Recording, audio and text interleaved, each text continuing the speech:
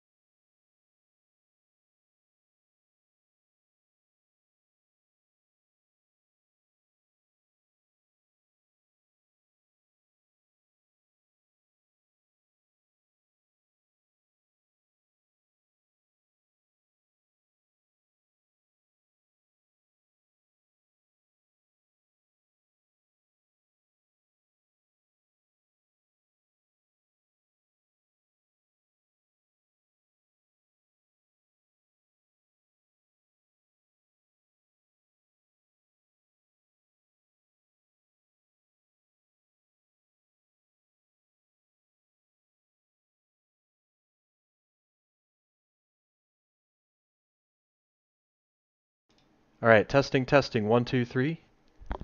Hello? Still no audio? Sorry. Didn't, uh, see chat. Yeah. Cool. Yeah. Alright. Sorry for the technical difficulties. Yeah, a little bit about myself. So my name is Wesley Adams. I'll just kind of do that again. Uh, so I'm with the Central Ohio GameDev group. We're an open group here in Columbus, Ohio, and around the Ohio area. Here to support game developers. Obviously, anybody is welcome to join our group. I know a couple new people are coming in, so feel free to relax on this Saturday afternoon, have some fun. We're going to showcase. Someone's going to be joining me today to showcase their game. We're also happy to have this opportunity if you guys in the future want to showcase your projects or even a topic on game development, you can feel free to do that. This is the event for that. This event is also for updates. So if you're interested in like learning what's coming up the next month and talking about what happened this month, current month, join these. It's a great way to get updates and news. So I kind of do a wrap up of everything we've had and collect it in our Discord channel. If there is something coming out, like you have a game coming up, or you have like something you want to showcase that's game related at all, let us know. We're here to promote that stuff for free. There's no cost to just kind of get people some exposure.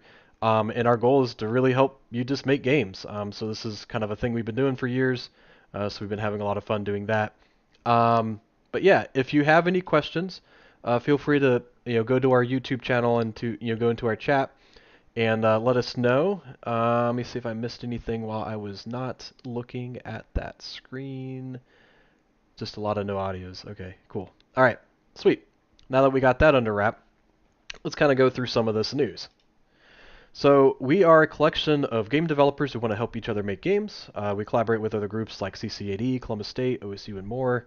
So those are kind of our local community colleges and whatnot. So definitely check them out. They do have some game programs, so they're a great resource too. So we're trying to do more of that as well.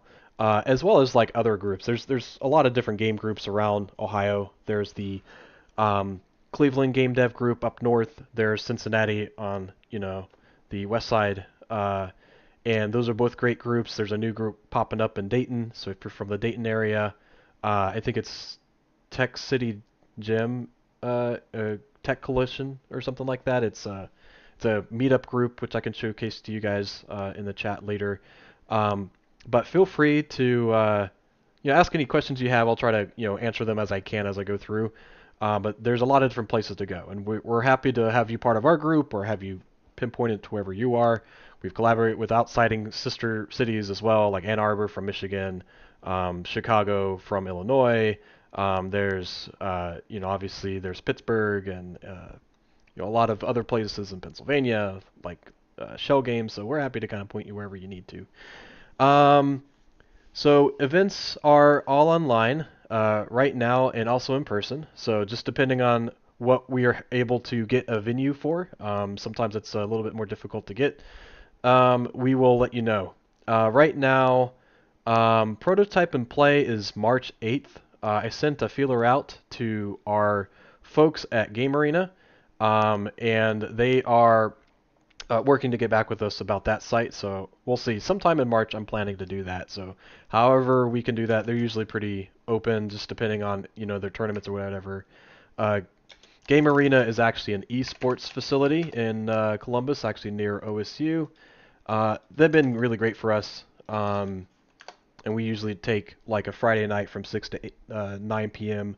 It's a great way to meet some of our game devs and for you to go and showcase your game. So if you have a game coming up and you want to present, earmark March 8th to do that. Try to get your game build done. You bring your laptop. I mean, even VR headset. I mean, people have done that before. So basically, like we get the upper floor. There's a bar downstairs. We'll buy some snack foods and stuff. There's a parking garage, a valet of $5. So that's the only expense for that event. It's just parking. Sometimes you can find free parking around the area too. And it's a great location. So we'll be there from 6 to 9 p.m. But they are happy to have us until, I think they're open till like 1 or 2 a.m. So you can stay as long as you want. It's downtown OSU, so you can kind of walk around a bit if you want to go someplace else around campus. So however you want to do that, if you want to like grab drinks later or something like that, let me know. There is a bar there, so it's always kind of nice. It's like Korean meets bar food, like burgers, tacos, and stuff. Or I guess not burgers, but like tacos and wings and fries and stuff like that. So they're pretty good. So I'll keep you posted on that. Join us. Make sure to join us in our social media, particular to this COGG Discord. Let me see if I can copy that for you guys. So if you're not part of our COGG Discord, please do check it out because it's a great way to kind of get to talk to us live throughout the week. Some of our most up-to-date information is there. We also have our Facebook page, which is kind of what we've had forever. It's a great way to kind of keep up to date on things, but if you want to post something to our veteran groups, so to speak, it's a great way to kind of keep up there. We got our Meetup events, which we try to get everything up to date by the end of the month for the next month. So for example, today is the last Saturday of February, so we're working to get everything ready for March. Again, I'm trying, right now it's online for these events, but I'm working to get the Let's Play to be in person not the Let's Play, the prototype and play to be in person on sorry, that's not third, that's the second Friday. So second Friday is prototype and play, so we're working to do that at Game Arena, March 8th. Let's Play, the game is to be determined. That's the third Sundays of the month. So that's March 17th from 2 to 4 p.m. I will be hosting that just like I did, actually it was last Monday, just because we weren't able to get it the last Sunday this month. We didn't have the resources for that, but we played Pal World, and we actually had one of our COG members, Darius, help us out, and Tom. We both played his world. If you haven't played Pal World, it's kind of fun. It's kind of like a Pokemon-like game. It's kind of controversial because it is so similar. But it was pretty fun. We went through some of the mechanics, and so it's a way for us to do a deep dive into the game mechanics and just play around a bit and kind of explore like what works well, what could be improved. Obviously, Pal World is still in preview, or beta, so it's still got some glitches and stuff, but it's a fun game. So we try to do that. We also are interested in, you know, for the Let's Play series, I'm going to work to see if we can find a game that you guys want to play. That was kind of, at hoc, so to speak. So if you have something in March that you want to play, say if it's a racing game or if it's a visual novel or if it's a fighter game or whatever, we'll try to find a theme. And then there's a channel in our Discord, which I'll go through our Discord here in a sec. But there's a channel in there for the Let's Play that you will kind of do a little bit of a community vote on what people want to do and just kind of throw some games out. And we'll load it up on Steam, or I even got a capture card. I could do it on Xbox if we want to. And load it up and play. And then if you guys want to be a part of that, again, any of these online streams, you're more than welcome to be a part of. We'll try to invite folks, just like we did Darius and Tom the last Monday, and yeah, just have fun, play, and get everybody's feedback. So that's always a fun one. We've got our GameDev meetup, which is just like this one. It's the last Saturday of the month, so that will be March 30th. We are working to get an in-person event there. I've got to get with my contact, so I'm gonna keep it hush-hush for now. But we're working to do an in-person event as well, so keep on the download on that, like they say. But so we'll get that underway. That's usually kind of like this from 1 to 4 p.m. This may not be till 4 p.m. today, just because we're just kind of going through some updates in a game or two. But yeah, we usually try to stay around until 4 if we can, just as a way to get people to kind of connect with each other and talk with each other, especially for folks who are new. This is a great time to kind of talk to us and let us know if you have any questions, if there's ways that we can help you, or just kind of catch up. If you just want to chat about games, you want a group you can want to go to, and just be like, hey, what games are you playing, or what are things that you're working on that you need help with or have questions on. Like if you're a high schooler looking to get into game development, or a college student looking to get into game development, or a software developer or an artist that's been into tinkering around or interested in games for a long time, this is a great event to go to. And obviously, our Discord channel is great for that too. So if that's you, you've come to the right place. Or if you're just curious, right? Like if you want to say, what is it like to work in games? We're happy to have anybody. So that's our event, social media shoutouts. So definitely at the very least, the COGG.com and info at the COGG are the best ways to reach out to us or learn more about our group. So I kind of put that in the chat.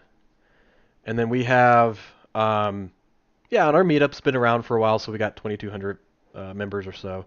Our Discord is definitely growing, so that's been exciting. We actually might get to a point where we can, I think it's like you can become a partner or something, like if you got 1,000 members. So keep it going, share it with people. Anybody's invited to go. So we're slowly evolving our Discord to add more channels, which I'll go over some new stuff that we've added. But yeah, it's been really exciting. I'm very happy to see people are getting, kind of using it as a home base to kind of talk with other folks. So feel free to use it as your home. We have ways for you to get involved if you want to add your games in there and share them and get feedback. So I'll talk about that here in a sec. But yeah, so we've got our Discord channel, our website. There is a site if you want to, thecog.com/games. If you want us to showcase your game, we have like a little site for that. So if you want to see other games that are coming up, you want to be a part of this page, all you have to do is click this here button. It'll take you to our, I got to update that. It's been a while. But you can fill out this Google form, and I look at those about once a week or so, and I just add your game. And eventually, once we get enough games up here, we'll kind of sort them by category. So that's a good one. And then the news is new, so we're going to try to add more in here. I know I've been really not great at adding news up here, but it's the same thing. If you got a Google form, fill out. Again, I got to update that. We will promote it. So if you've got a Kickstarter coming up, or if you got a podcast, or if you got, a streaming thing that you're like regularly do, let us know. We'll post it up here for free. If it's game related, we're happy to have you. So feel free to use those resources. Again, that's thecog.com/games or thecog.com/news. And of course, I didn't update this. Sorry, I'm really missing it, aren't I? All right. So this is events in March. Sorry, I don't know why I keep doing that, but I guess I am blind on what I make because I make these so many times. But yeah, so we're doing in-person online events. So check out our website. We also have our Meetup site. So if you want to get to know what our events are, go to meetup.com/the-cog, and you'll see all our events here. So this is the one today, and here's our events coming up. Now this one, again, the prototype and play is pending to be updated. I just got to get feedback that we got the venue or not. Sunday, this will definitely be online. This is always online just because we stream those. Um, but I will be hosting that this month, so I got to update that. But for the most part, we'll get an announcement, some polls going about what people want to play, and we'll get something rolling. And then this game dev. So we may have something in March, but again, we're trying to find a home for an in-person event at least once in a while for these game dev meetups because we used to do a lot of those, and I know you guys are excited about those, so we are working on that. I just got to get some confirmation on the venue. So yeah, and then here's kind of like a little short PowerPoint of what's coming up. So we did our announcements, we did our COGG games, so I kind of will showcase that a little bit about a COGG game or two that we've seen. And if you have anything that you want to showcase, just yeah, post it in the chat. We're happy to um, share your game. So if you're interested in uh, you know getting a shout out for your game or an event coming up, if you know there's an event coming up, I think that GDC is coming up, right? Am I crazy? GDC? Yeah, it's coming up, right? I should know this. Yeah, March 18th. Yeah, March 18th is coming up. So, yeah, if you're interested in that, we got a couple folks in Discord that are going. So, if you want, I've got a channel in our Discord, which I think I might switch over to very soon. But if you're going, we've got a couple channels set up for you if you want to kind of have that as a home base for you to talk into or plan meetups or whatever if you are part of our COG group. Um, I unfortunately won't be there this year. I just, for financial reasons, like in timing, I'm not able to make it. But there are a few of you that are. So I would highly encourage you setting up times to meet, especially if you've never had a chance to meet in person. Let's get that going because I think it's really cool that a lot of you are planning to go or can go. So definitely check that out. And then, yeah, so at the end of this, like presentation, we would invite people to our Discord channel. So that's our link again. Um, and we'll chat for a little while as long as you guys want to chat. We'll be in like the general Discord voice channel, and happy to kind of just chill for a bit until you guys are enough of me, so to speak. So the question of the month is like an icebreaker. I said spring is coming.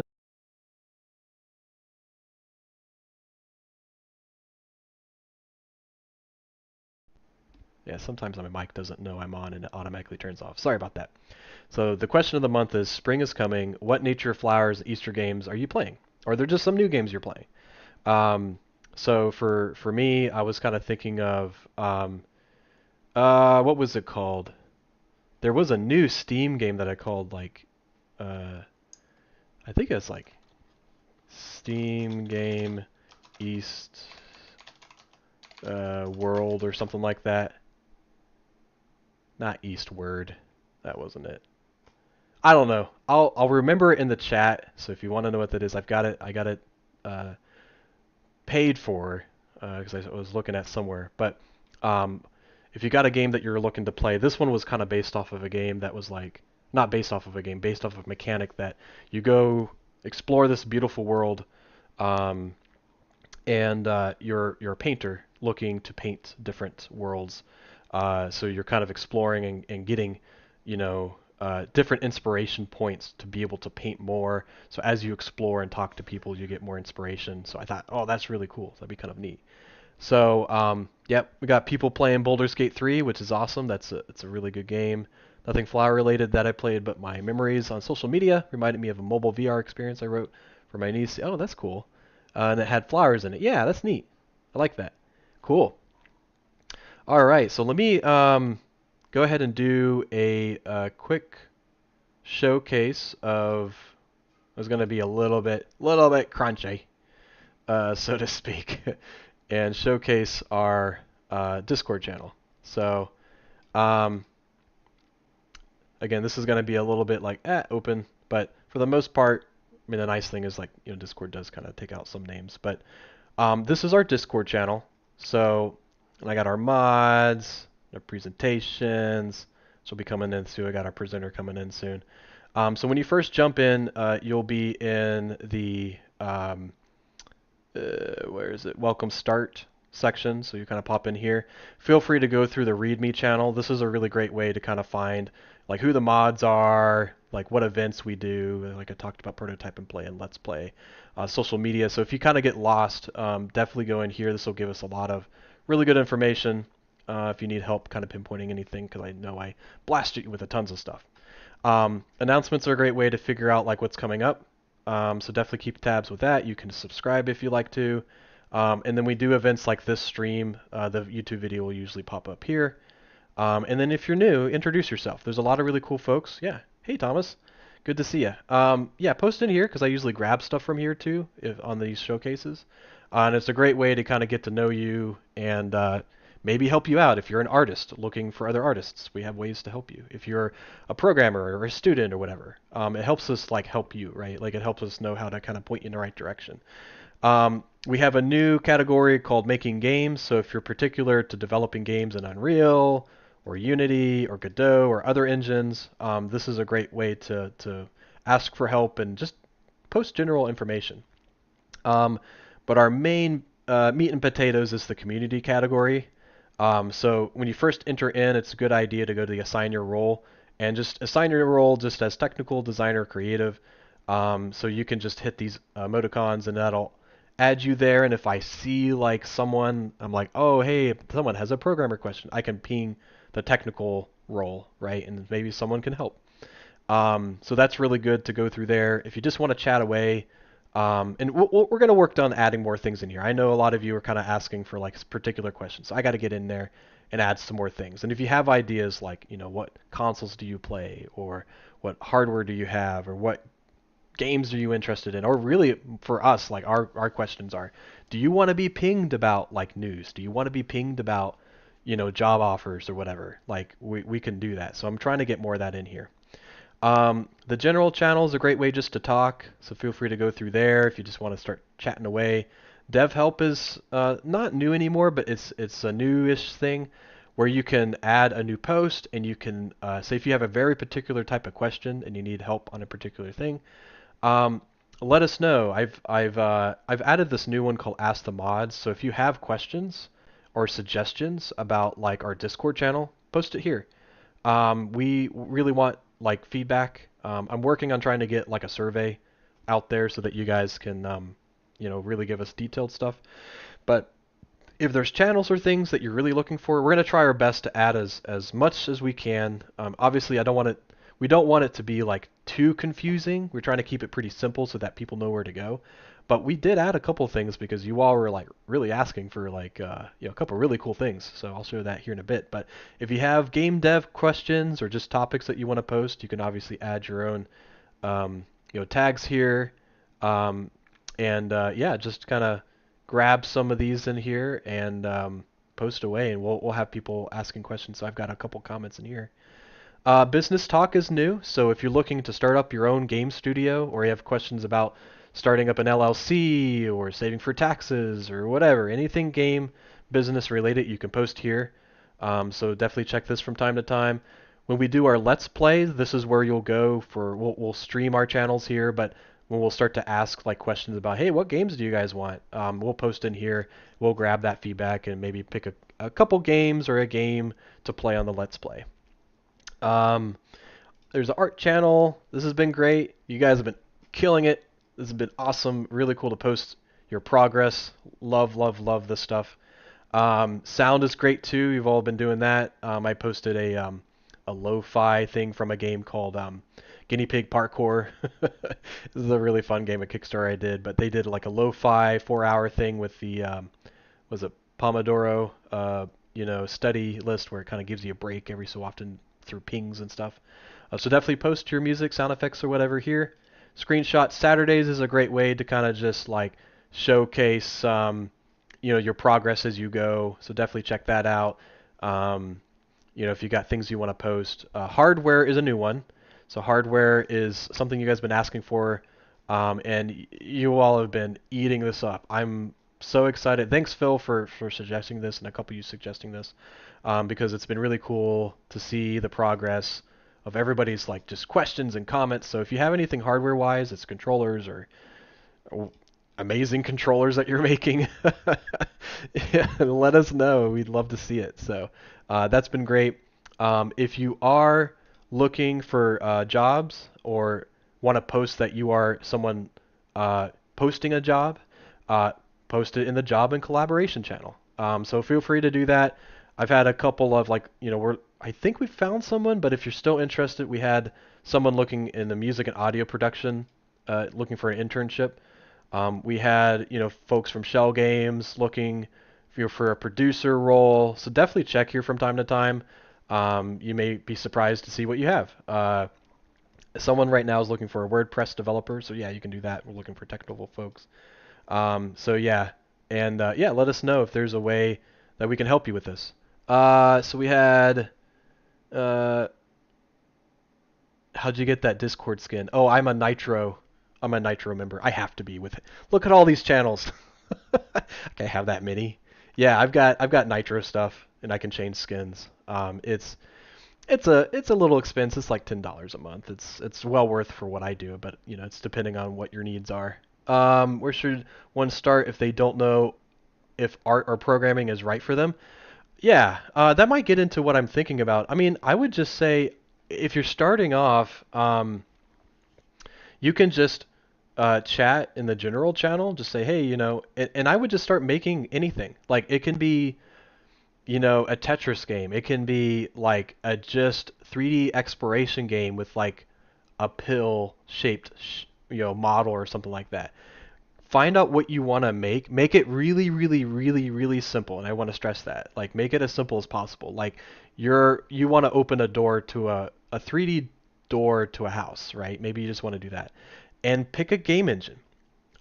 You can do Unreal. Unity is pretty easy to use. Godot has been a new favorite one because, and I'm not going to get into it, but Unity's been kind of not on people's favorite lists.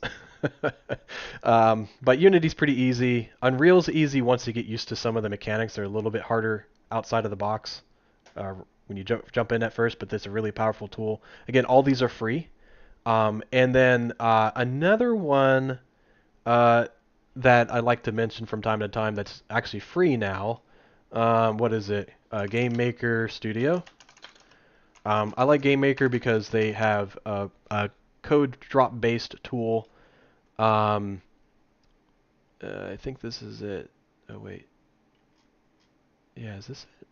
Oh, okay. Yeah, so they have they are free now. They never used to be free, but to my understanding, I think this is it. So I'll post this on the stream.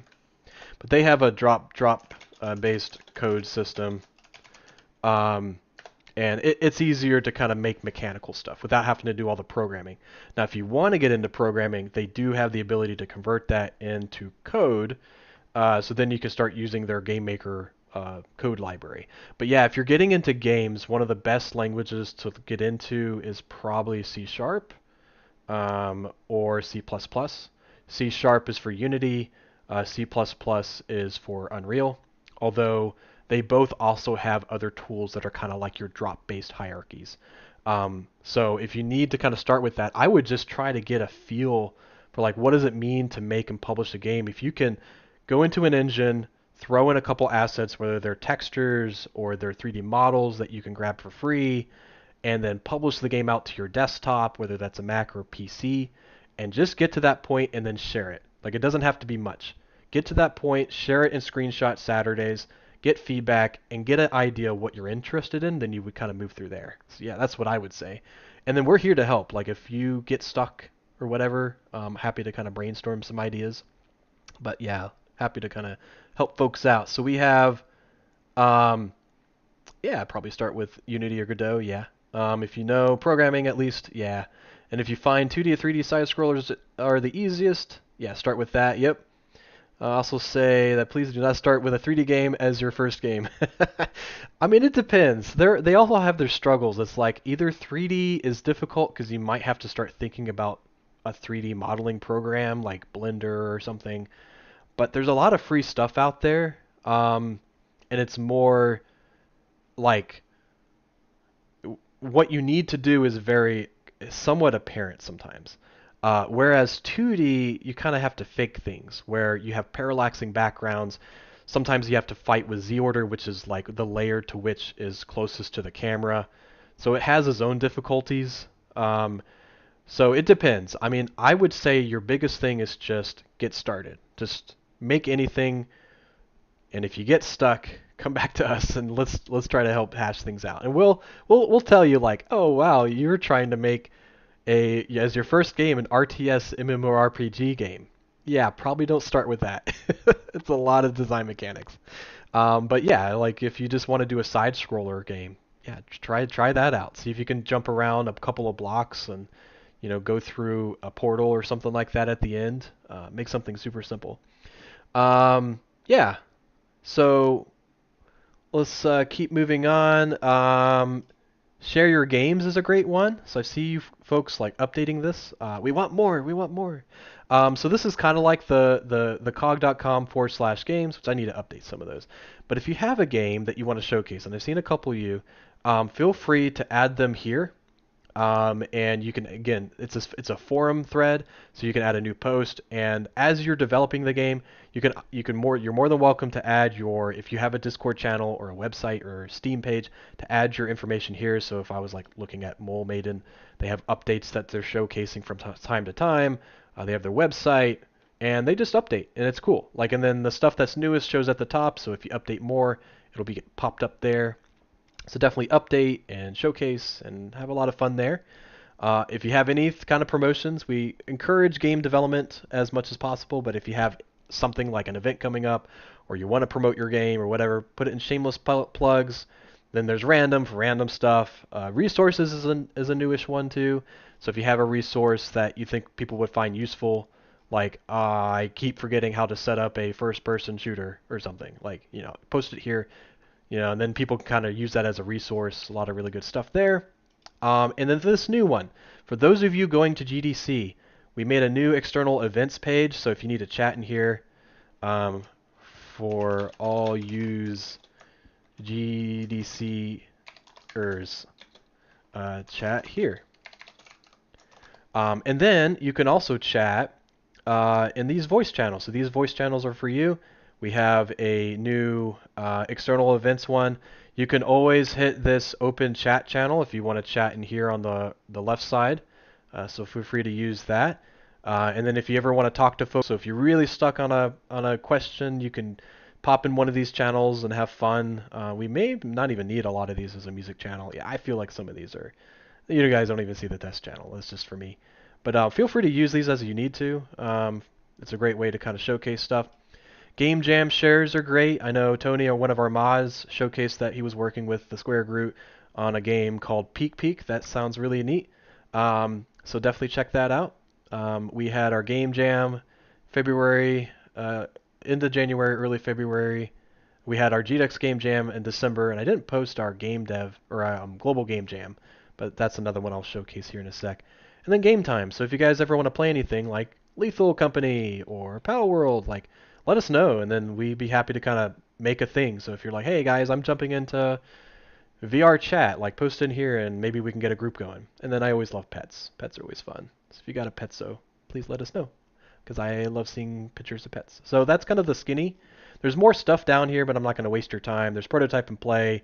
This is where we actually set up our online ones. So if we do an online prototype and play, so if it's not a game arena, for example, we do post it here and keep it up for the month. And then there's some other stuff here too. There's like, we had a game jam that I need to clean up, so ignore the very bottom part, except for prototype and play. But yeah, that's kind of our Discord into the skinny. So kind of what I want to showcase. And let me just make sure if you all had any questions that I'm addressing those before I move on. But that's our Discord. Feel free to use it as you need to. And if there's anything that you're looking for, let us know. We're happy to kind of try to evolve the Discord channel to your needs. Um, yes, I'm hoping for a non-Ohio person to post here. Yeah, please, please, please. Yeah, let us know if we can help connect you. We're happy to kind of like, do a little research. As a community manager for COG, I do have some connections. I'm not like know everybody, and I'm always surprised like the groups I don't know about. But yeah, we're connected with like the Seattle Indies group, for example, because we connected with Global Game Jam. So I connected with a guy there and connected us there. We know local-ish areas like Michigan's Ann Arbor GameDev Meetup, for example. I know a couple folks in New York because like when we're doing stuff, like we're always trying to connect. So let us know. And if you are from outside of Ohio, let us know where you're from. If you're comfortable with that, of course. Yeah, so that's our Discord channel. I always like to showcase that. If you guys ever have questions on that, let us know. And if we can improve it, let us know. So I have a couple of tab links. Like this is our website. It's got, our about page, events, which just takes us to Meetup. We got our social medias at the top right, and our Discord link, the news channel I talked to you about, resources for more information. Feel free to go through this as you need. Here's our Facebook page, all good stuff there. This is kind of posting stuff as I go. We got our Twitter page, so that's always good if you need short messages. I always like to show people our YouTube page because we have a couple of channels. If you missed this, you can always go back here to past streams here at the bottom. So definitely check those out. We've got our Let's Play, playlists and our Game Jam playlists. Here's my testing ones. Our GameDev meetups, so all that good stuff. Our meetup page. So definitely check this out. This is the event happening now, as well as our 3 reoccurring events each month: Prototype and Play, COG Let's Play, and the GameDev meetup. And then, yeah, this is Game Arena, which I already did. But yeah, kind of moving away from that, I wanted to showcase our games that we did for the Global Game Jam event. This is another one that we do every year. So usually the end of the first month of the year. It's a Global Game Jam event. If you're not familiar with game jams, it's usually like a 48-hour event based on a theme where you make a game, and you 9 times out of 10 don't need any game development experience at all. So especially for those jumping into game development, this is a great way to do that. If you did miss it, we will start to post more stuff coming up. We usually do one for GDEX, which is our Game Expo for the Midwest. I help with that as well. You can check it out, the gdx.com. They just announced that we are going to be in the fall this year. So definitely check that out. Let me see, the gdx.com.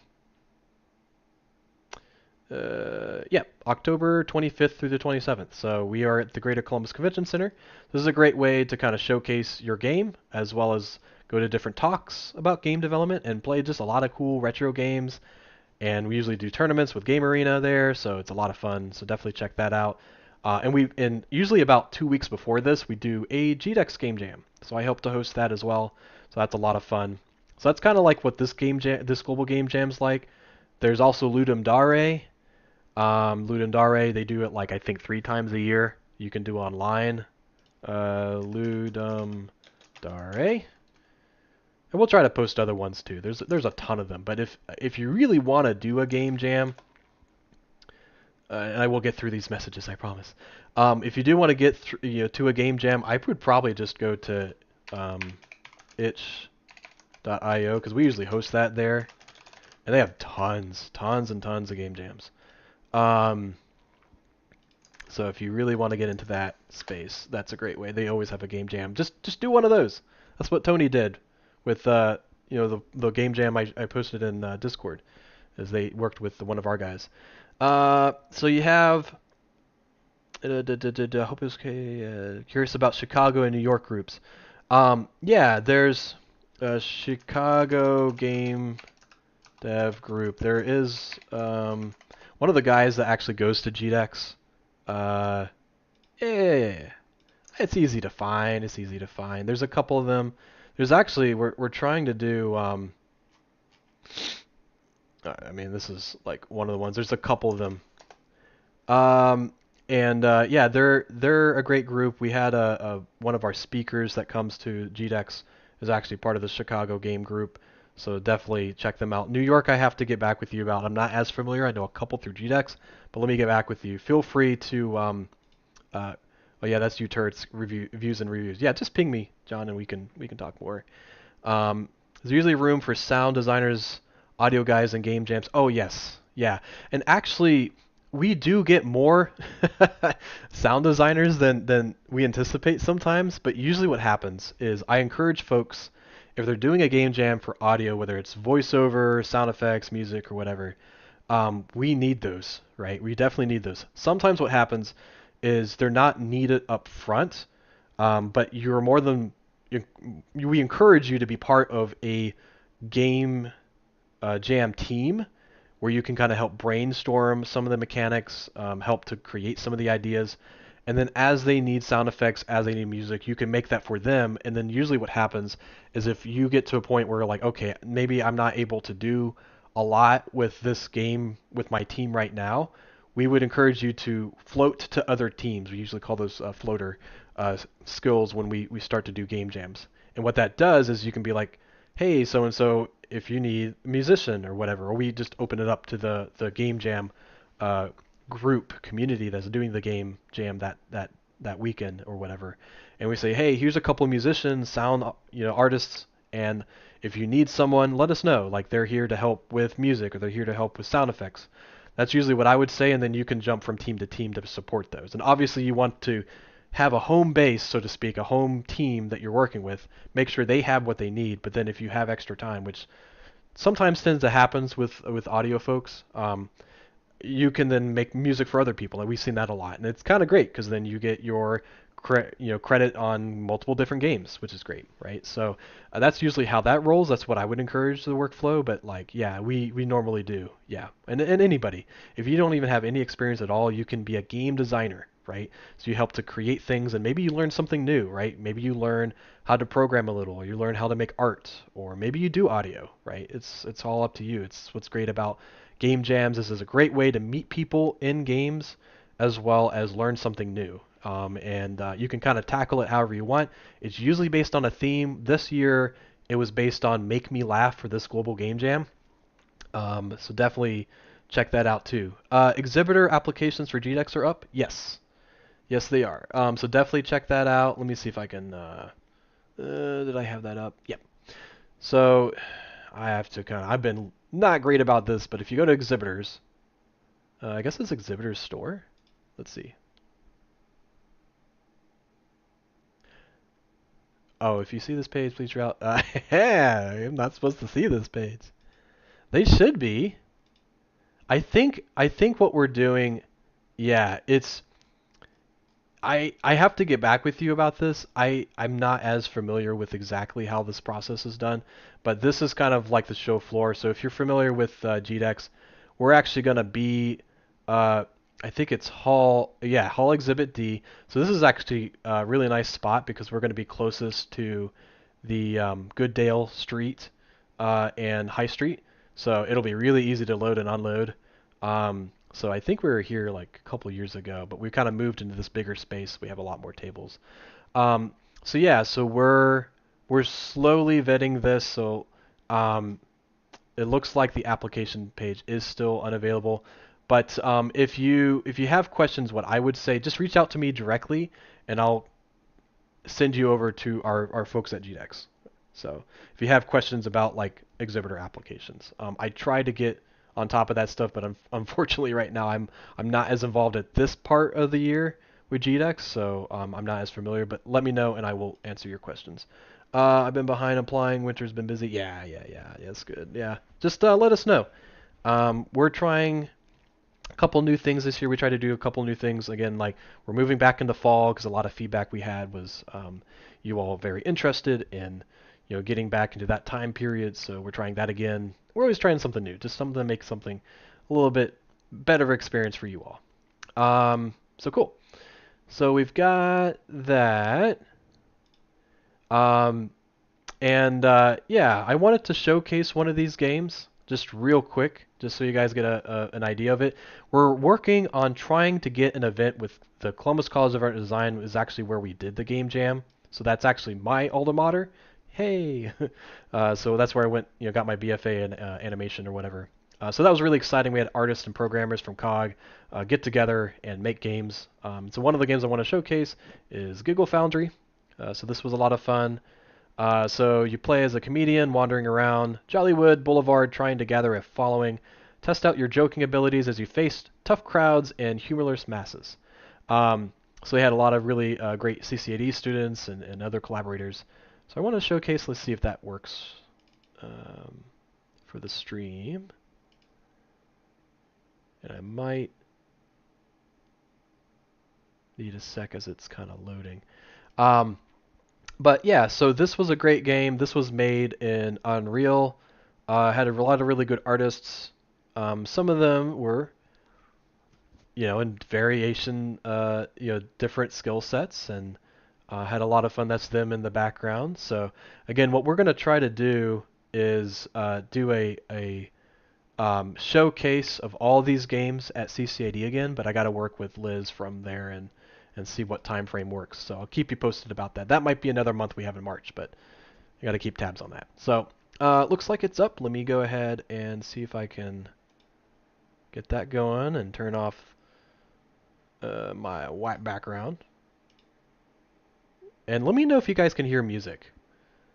Yeah, I've always been behind. I gotta check with the GDEX. Any local conventions would be great. Yeah, GDEX is great. Torgs is great. That's also in the fall this year, I think. Origins is great. There's a lot of them. Cannot hear music. Okay, let me see if I can change that. Allow. Huh. No. Oh wait. Oh, I know why. Ha. Maybe. Now you should hear music. Now do you hear music? I didn't. I forgot. I turned off that desk audio. So my bad.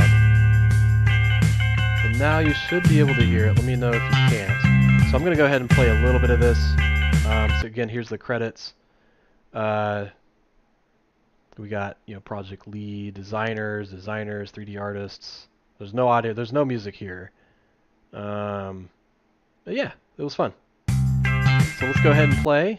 I don't want to take too much time, but the thing with this one, make me laugh. So you're a comedian trying to get people to laugh. So like this character, I think is more of like a dad's joke. So you can hit.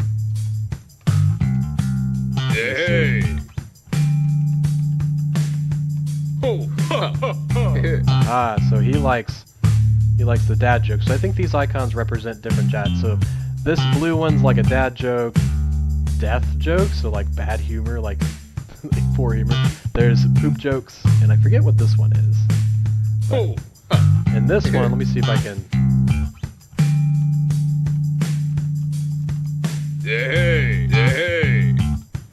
Oh, I see. So left trigger is the blue dad joke. And then right trigger is the red one. And then I don't know what middle mouse button is poop jokes. And then oh man, what's the other one? I don't know what the other one is. But I'm kind of curious. Okay, let's see. They probably like it. So I'm trying to get up to 20 as a comedian. Let's do some exploring. Okay, I'm sure they like death jokes, right? Yeah, he liked that. Okay, so they must be good jokes. So this is really silly. A few more dad jokes. Yeah, he liked that. So he must be not sure. Let me see. Exploring a bit. Dude, great lights here. Yeah, this is cool. And they did this again, 48 hours. You'd be surprised what you could do. It was a lot of fun. We had, pizza Friday night, pizza Sunday night. We had some pizza Sunday night. And then, yeah, I just had a lot of fun. We had people kind of coming in and going. We had a lot of food there, snacks and stuff. So, yeah, so this is a little bit of an example. Yeah, George has grown to a 3-day event. Yeah, and I think they're going to be at the convention center too. So, yeah, so check this out. It's kind of a little snapshot. So he liked that, right? So I'll let you play and see what happens when you get all the 20.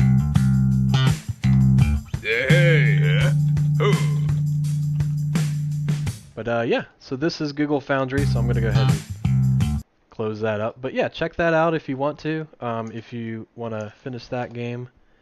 But yeah, there's quite a few more. Let me get to, you want to play more of these games. Did I put that up there? Oh yeah, I did. Okay, so you got that link up there.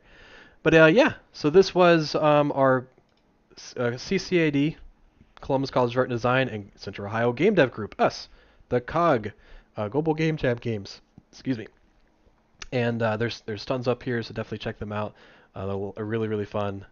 This one was actually using a makey device, which is like a controller that you create, and is a rhythm game by throwing fruit at a clown. So this one was a dating simulation on 3 different dating opportunities. Yeah, this was about a goose, Lord of the Wings. That one's really funny. Yeah, they're great. So check them out. If you got time, we can play some. If you want to showcase anything, we'll let you know. But we'll keep you posted on if we do like a showcase to the open public of these games.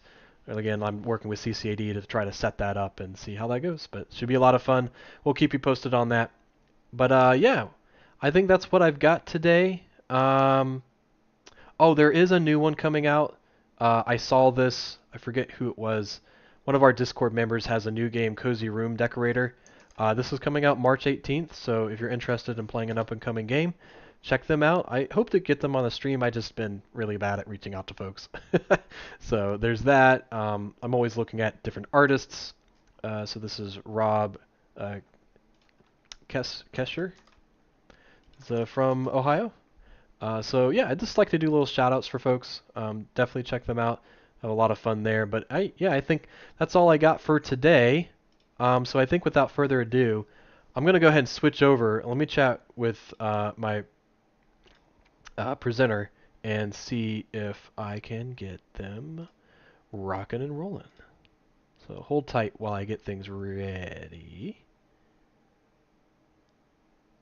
Oh, it's because I moved my Discord channel. So let me see. And I could probably... Oh, I see. Yeah, that'll work. You jump in. Hey, can you hear me? Yep. All right. Should be good. Let me go ahead and switch over to us. And then it's mostly just me, but I've got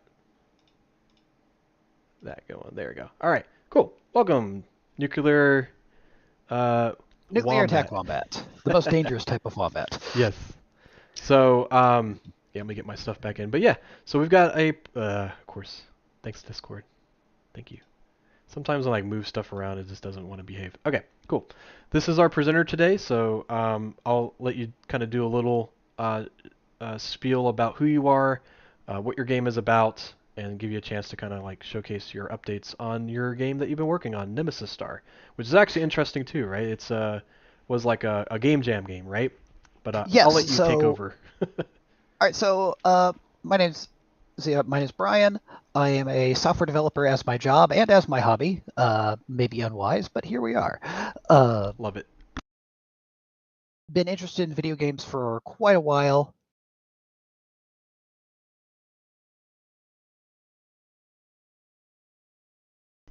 Are you still there? I think your audio went out. Here, hang on. Oh, you're good. Now I hear you. Okay, yeah, sorry, I just had all my USB devices flickered at the same time. Oh, fun. That's fine. I'm glad it's not just me. Yeah. So yeah, been a software developer for a long time, been interested in video games for a long time, both playing them and creating them. Learned to use Godot, got pulled into a game jam ended up really. Oh, hang on.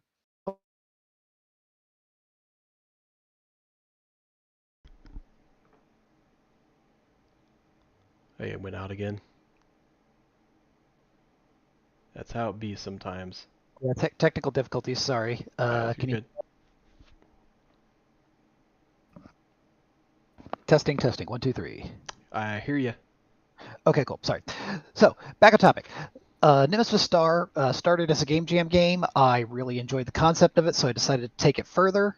The gist of it is that this is sort of an open world exploration-y shooter, heavily inspired by Star Fox.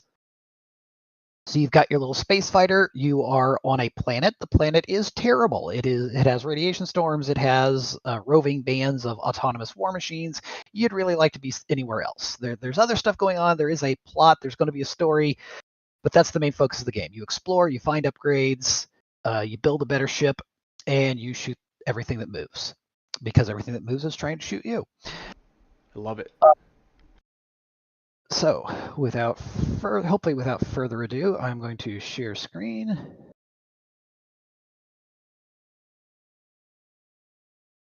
Going live.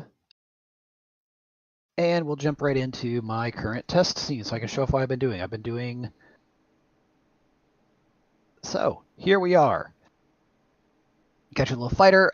Been working on the control scheme, adding things like speed lines, ability to boost around. And the most recent update is I finally given the player weapons. Oh, cool. Yes, that's help. So let's go find something to shoot at here. And this was the game that you were showcasing during our prototype and play in February, right? So and this is one of your new levels that you've been tinkering around with, and the speed experience is something you've been playing around with as well. Yeah. And unfortunately, I'm also dealing with a bug right now. The turret enemies, they have two parts. They have the main body and they have the gun. Oh, as a side note, you might have noticed I have updated the logic on the turrets. They actually lead their shots now, so they're a lot more accurate. Oh, nice. And they've also got some spread to them, so if the first shot misses, you're not necessarily clean for the second. But yeah, I'm dealing with a bug at the moment. The turrets are split into two parts, and only one of those parts is registering damage.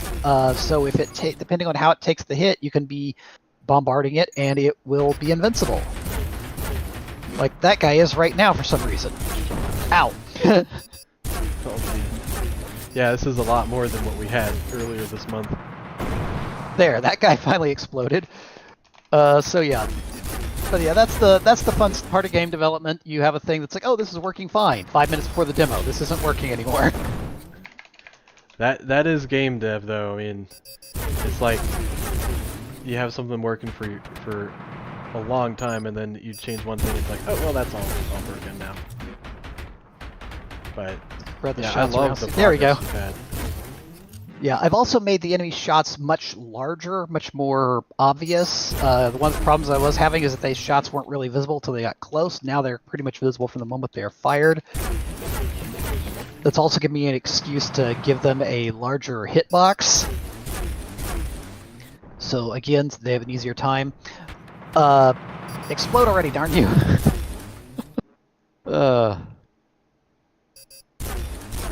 Yeah. I'd like to finish this annoying little guy off. There we go. Ow. Come on, somewhere on you has to register damage. Okay, well, so yeah, the fun of bug fixing. As a side note, I've implemented pause functionality. I've been messing with shaders. I've been dealing with actually another problem because I had a bunch of different materials sharing the same shader because I thought that was smart from an optimization standpoint. But it turns out that when I change a shader parameter on one of the objects, it changes the shader parameters on all the objects. If you were looking really closely, you might have noticed at some points my projectiles disappeared. That's because they're sharing a fade out parameter with something else. Yeah. So I was gonna say, I think I noticed that a little bit. But yeah. So just some other miscellaneous fun stuff I can show off here. Like I said, I work primarily in Godot. Yeah, that's what I was gonna say. This is normally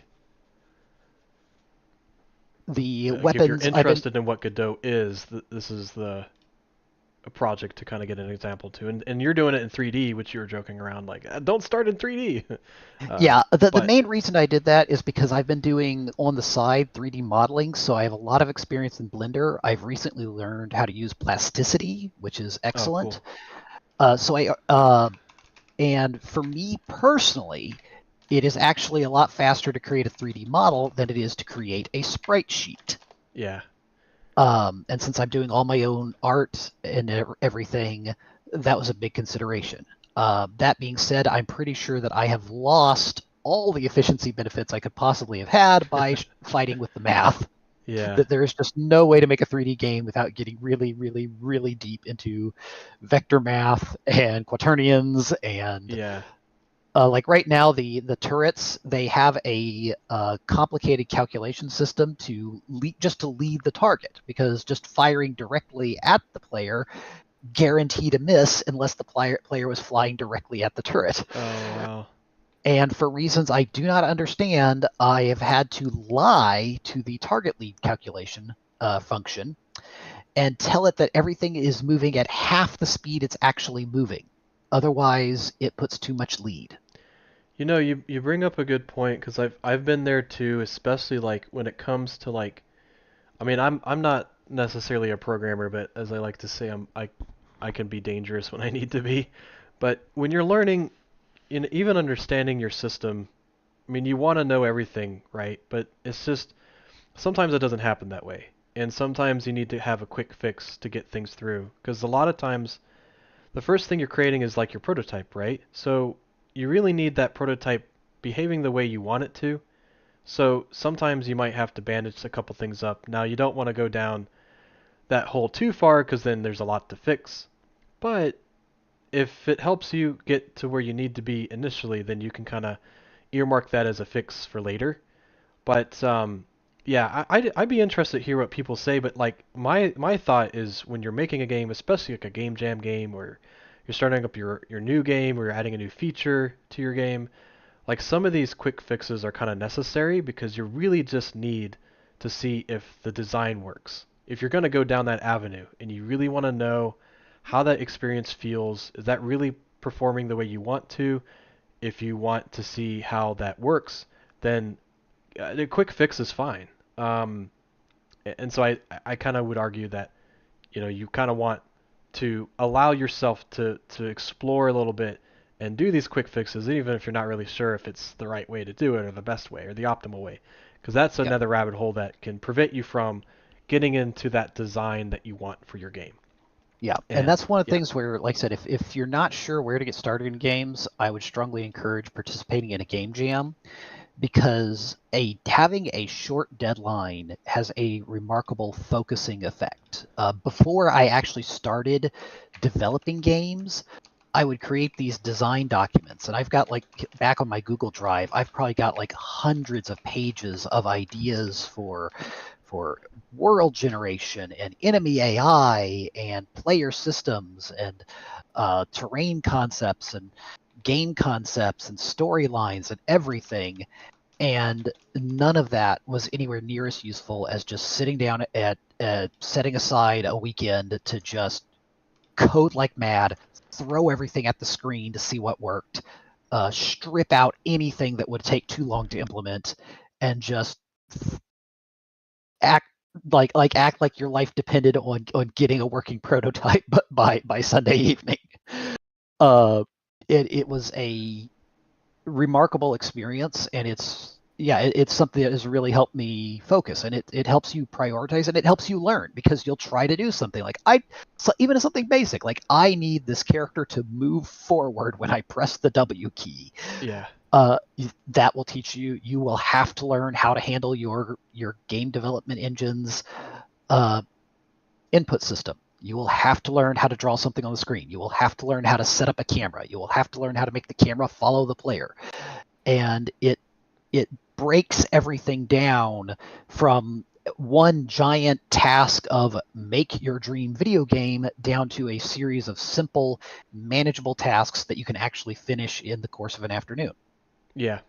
Yeah, and you'd And be surprised. Like even one design can be like, it's a really amazing design and it's really easy to implement, and you're like, why didn't I think of that? And then yeah, sometimes, like you were talking to me before we went on the call, there's the UI system, which you're trying to go more minimalist, which you thought would be really easy to do, and then it ended up being kind of harder, right? like yes and no. Like it's the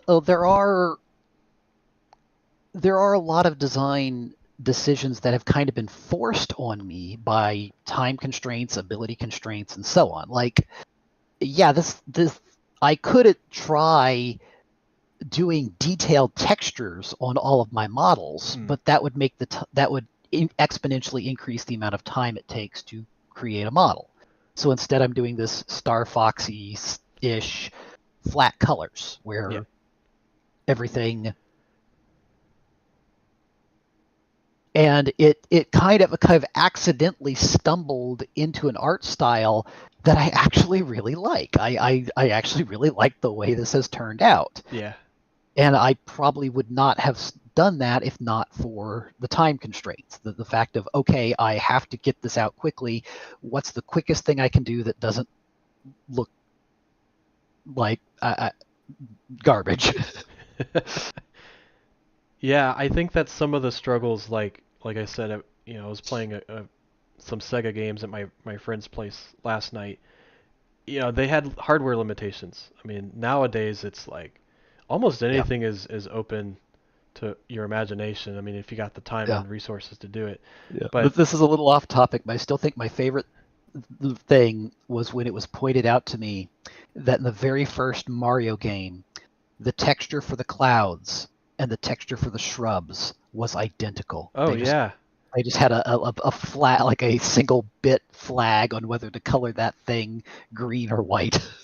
Well, and you know, And it worked. I mean, yeah. It's like nowadays, like what there was the Sega Saturn had a cartridge my friend had, and it was 256 kilobytes. I'm like, holy cow! Like most of the images I download are like, yeah, 100 times bigger than that. Like how do they get away with that? And it does bleed into design, yeah, both and visually and mechanically. So, but it created really yeah, neat experiences too. yeah. Like hardware wise, I don't have much constraints in that regard, although there are definitely some. Uh, but yeah, in this case, the constraint is the fact that I'm not primarily an artist, so I have to find art. I have to look for methods of creating art that aren't horrifyingly time intensive. That being said, I still have a bad habit of insisting on complete models when I really ought to be making like basic sphere and box placeholder assets, but that's on me. Yeah, yeah, that's a good note too. Is there's no problem, obviously not having a finalized asset or feature, um, because like, you're kind of carving out this big project, right? So you really have to think about it like if Michelangelo tried to create the 16th chapel 100% done on the corner of one end of the room to the other, it would probably be really hard to understand how it all would look, right? So you really have to carve out and draw the sketch first and really get an idea of the scale and how it looks. So, yeah, game projects can kind of be like that, right? Because sometimes they're 48-hour events, sometimes they're 5 years in the making, right? Or GTA 6 is decades in the making or whatever. Um, but, like, you really have to chunk it out, right? And I think there are days where I kind of see what you were doing. Like you said, you just spent a weekend afternoon working on mechanics.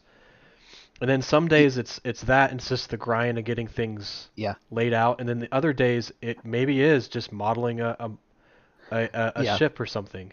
And that's fair because I think you need to do both to keep your yeah. mind interested, right? Yeah, and that's a point that I'm glad you brought up because that's one thing I found that's really helped me on this project is, again, by breaking everything out into small tasks, if like right now, I've been working on mechanics and such for quite a while. I'm kind of fed up with it, so I'm implementing the enemies. I've already got the enemy models. I can the mechanics I need, the mechanical systems I need to get the enemies into the game are already there. I just have to fix some stuff.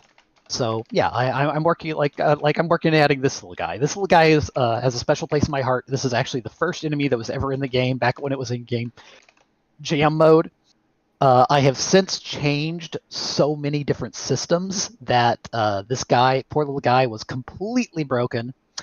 Now he's only slightly broken, so I'm getting him back in the game. He is making his triumphant return to No, be cannon fodder he was again. in the original Game Jam level that you worked on initially, right? Now that was the one. So when you started this during the GDEX Game Jam, I think it was last year. Yep. Yeah. So that would have been summertime sometime. So you've been working on Yeah. this a couple months. It's gone pretty far. Like, Yeah. And like I said, I have not been working on it consistently. I took like a multi-month hiatus for various reasons, but yeah, I mean, I don't know who does. I mean, some people do. Don't get me wrong, but yeah, it can be hard. Sometimes it's just things come up, and I think that's fine. Like people ask, how long is it? How long you been working on this game? Like, well, it depends on in terms of breaks. starting when I started, or in terms of how many hours I've actually put into it. Yeah, I mean, there are folks who are able to work on a game, um, for several years, like full time. Like sometimes they either get a publisher, or they do a Kickstarter and they're able to do a couple months, or they save up enough money and say, okay, for the next 3 years I can work on this as long as I'm you know pretty reasonable with my budgets. Um, and I think that there is like a warrant to do that. I think it just depends on what your interests are. If you're interested in working on something like that and just knowing that, okay, I have to keep my budget this way, or I have the opportunity because like I'm living with some roommates or whatever, um, take that opportunity if you can, if you really want to dive into it, because you will learn a lot if you are taking that time. But by no means do you need to do that if you just want to make a game. And I think that's important to say. Um, because like there's so many resources out there nowadays that you can make it as a hobbyist, you can make it as full-time fledged AAA title game developer, to everything in between, to running your own studio. It really depends on what you want to do, and I think that people feel pressured that they have to do game development a particular way, and kind of like what you did here is a perfect example of how you do game development. So, and if that is your interest, that is great, and you will learn a lot. um, I think it just depends on how much you want to get out of it, what kind of experiences you want to learn and explore. Obviously, the more you explore, the more time you dedicate to it, the more that you'll have with it. And sometimes being inspired can really push you to your capabilities. So like that's why I say like sometimes if you're kind of like dry and you don't want to do programming for a bit and you just want to create assets, for example, or if you're the opposite, do that for a bit. Just make sure that you're inspired to keep making, because I think that can kind of drive your passion to do and learn more. Um, and obviously, like we have people that maybe can help push you in the right direction. So, but yeah, I'm loving what you got so far. Um, and then I didn't know if you wanted to take a sec. I don't know if it's working right now, but did you want to showcase your initial level for a minute or two, just so people um, can see what that one looks like if they're new? Maybe let's give it a go. That's the question, right? I'm asking you a live question on a working project that So may or may not work. this should work. Hang on, I think I've actually. Oh, it's on the wrong window. One moment. I had a clever thing set up such that Godot. I managed to configure Godot such that it opens my testing window in the opposite monitor of my actual screen. Oh, right. Yes. So this right here, for those of you who haven't seen it, this little guy, this is my personal heartbreak. I spent literally like a month getting this guy to work with like custom thrusters and everything. And then I found out that the way he moves around and the gameplay around him just is not fun. I couldn't make it fun. So Tentatively, he's going to show up again. I've got an idea for how to convert him to my new movement system and keep a lot of the stuff I implemented. But so yeah, this is my original scene. Due to some changes, it is actually lagging kind of badly right now. I don't know if that's coming across in the. Oh, it's not so bad. I suspect that the latency of Discord is helping to hide the lag a little. Yeah, maybe. When I was the same way, like with my video. Yeah. That guy over there, he's not fully implemented yet, but that is my first mini boss, the enemy warship. At the moment, he just kind of flies around in a set path, and if you get close, you'll find out that he's studded with those cannon turrets that we were dealing with earlier. Yeah. Other issue that might not be obvious, since you see that guy down there is literally the size of a blade of grass. Yeah, that spec that I'm aiming at the moment. That's a. When I was working on the game, part of the reason I've been delayed is I originally had everything scaled such that 1 unit in game equals 1 meter for physics purposes. Yeah. And I found out the hard way that Godot is expecting games that are smaller than that. Oh. So like a lot of the built-in fog systems, if you're dealing with a scene that is 100 or even 1,000 units wide, no problem. But when you're dealing with scenes that are tens of thousands of units wide, it didn't work out so well. Oh, wow. It choked pretty badly, in fact. Huh. I was having to do things. I was running into situations where I was having to put in fog parameters of like 0.0001 when the normal fog parameter was 1. Yeah. And in some cases, the default inputs wouldn't even allow that. So I ended up having to rescale my entire game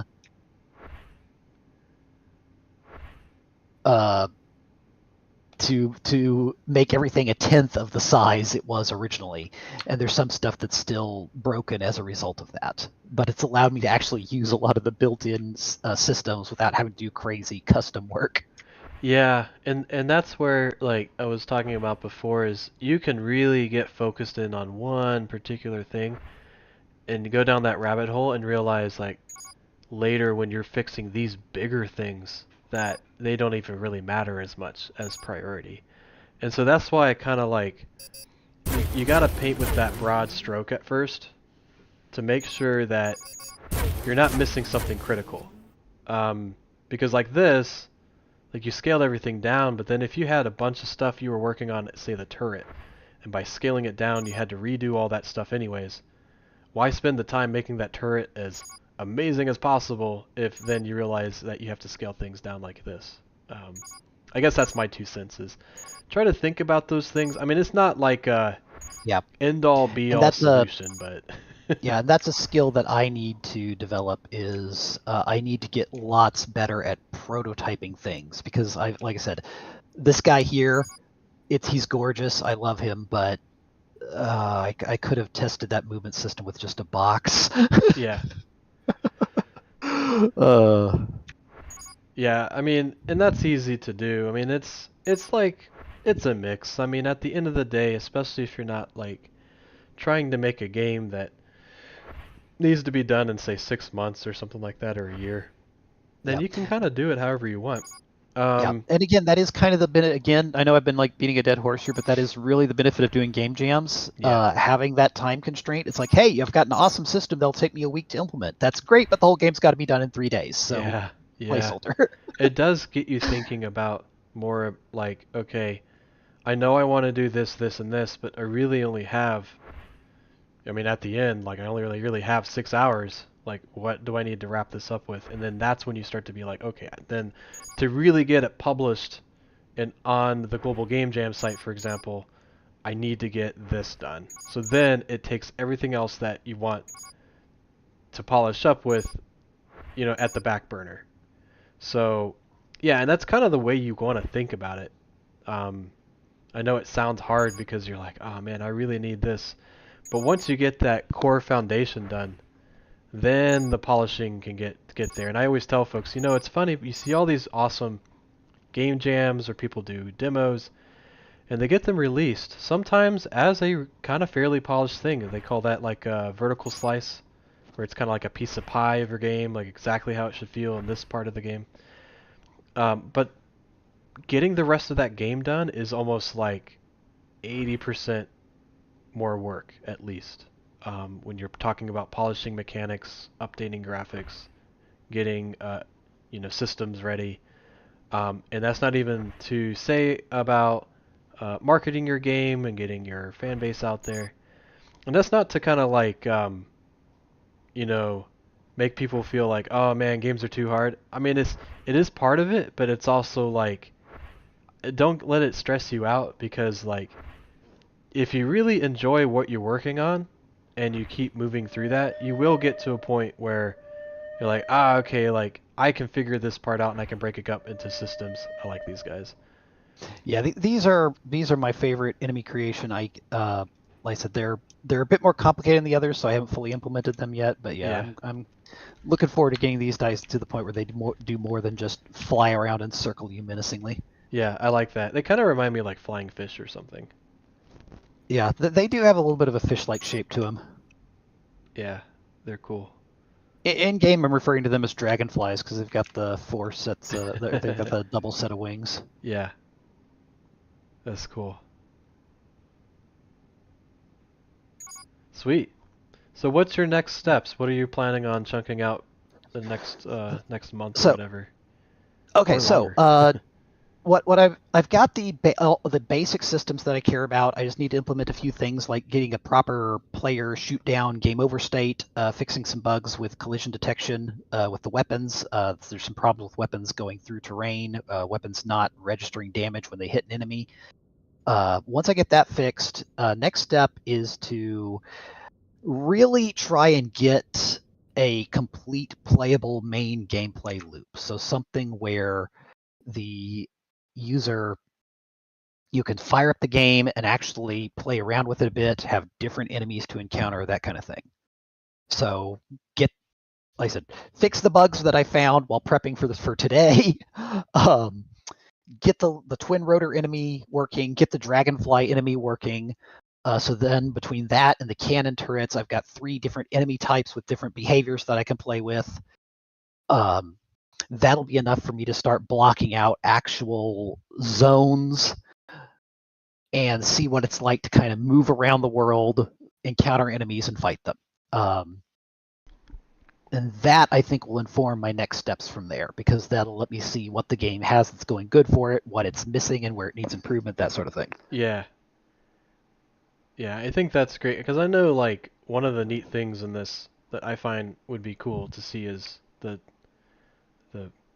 what do they call it? Dichometry, the relationships between the different enemy types to you, and maybe even other enemies in their environments. And I know that's a lot to kind of work into, but yeah, as you start to, and I know that is kind of a that. staple of a lot of open world games, is that you have like different enemy factions that don't necessarily get along. Like you can come across and find a firefight going on that has nothing to do with you, which I don't know. Like I said, one of the ideas for this world is that it is a terrible place. So I'm thinking of if I can get to where I can model organic shapes well enough, I'm thinking about throwing in like angry mega-sized wildlife. Yeah. So again, cool. Like I said, part of the whole theme is that this planet is awful and you'd rather not be here. So giving the planet like roving Godzilla creatures would be a good step to conveying that. I think that's kind of cool. It's unfortunate that there's the weird like Godot size thing, but like seeing that mammoth like huge spaceship was really cool. And then the distance and here's the thing is like units units are arbitrary in a video game. One unit can be 1 meter, 1 centimeter, whatever. So the rescaling it doesn't change how the game looks at all. It's just that right now there's some weirdness because I haven't rescaled everything. There's Yeah. some assets that are still at their original 10 times size and some that aren't. So you get things like, hey, that bush is larger than a tank. Yeah. Someone saying kaiju for the win. I love that. Yeah, Yeah. it's kind of like it'd be neat to. I mean, obviously you can design your game you want, but like I'd love to see a game that is Shadow of the Colossus meets Star Fox. I think that'd be kind of cool. Yeah. Ooh, a bush. Yeah, Sorry. on the subject of bushes. So yeah, this I have not added this to the game anywhere, but I found a guide to creating a foliage shader, That's cool. and I am really What really is happy that? with how this looks. Just a sphere or something Yeah, or what? yeah, basically just a That's sphere. cool. Oh, it's cute. Well, Wow. kind of like this is the base mesh, just this lumpy low poly sphere. Yeah, that's cool.